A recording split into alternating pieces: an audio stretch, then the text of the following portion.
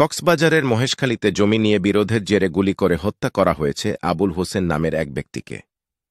নিহত আবুল হোসেনের বয়স ছিল ৫৫ বছর। পরিবারের সদস্যরা জানিয়েছেন, দীর্ঘদিন ধরে জমি নিয়ে বিরোধ চলছিল প্রতিবেশী মোহাম্মদ হোসেনের সঙ্গে।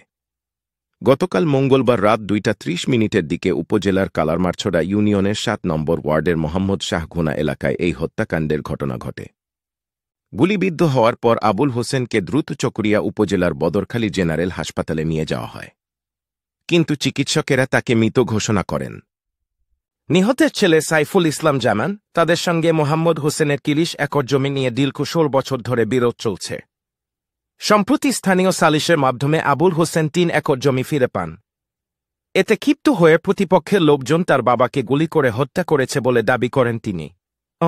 তিনি আরও বলেন, প্রথমে আইন শৃঙ্খলা রক্ষাকারী বাহিনী দিয়ে আমার বাবাকে অস্ত্র দিয়ে ফাঁসানোর চেষ্টা করা হয়। তাতে ব্যর্থ হয়ে বাড়ির সামনে তাকে গুলি করে হত্যা করা হয়।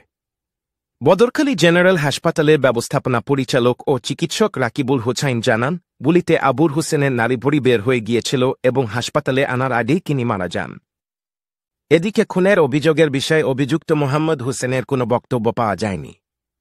তিনি পলাতক রয়েছেন, তার মুঠোফোনও বন্ধ। মহেশখালী থানার ভারপ্রাপ্ত কর্মকর্তা মোহাম্মদ কাইছার হামিদ জানিয়েছেন, জমি সংক্রান্ত বিরোধের জেরে প্রতিপক্ষের গুলিতে একজন নিহত হয়েছেন। মরদেহ উদ্ধার করে ময়নাতদন্তের জন্য কক্সবাজার সদর হাসপাতালের মর্গে পাঠানো হয়েছে। জড়িত ব্যক্তিদের ধরতে পুলিশের অভিযান অব্যাহত রয়েছে।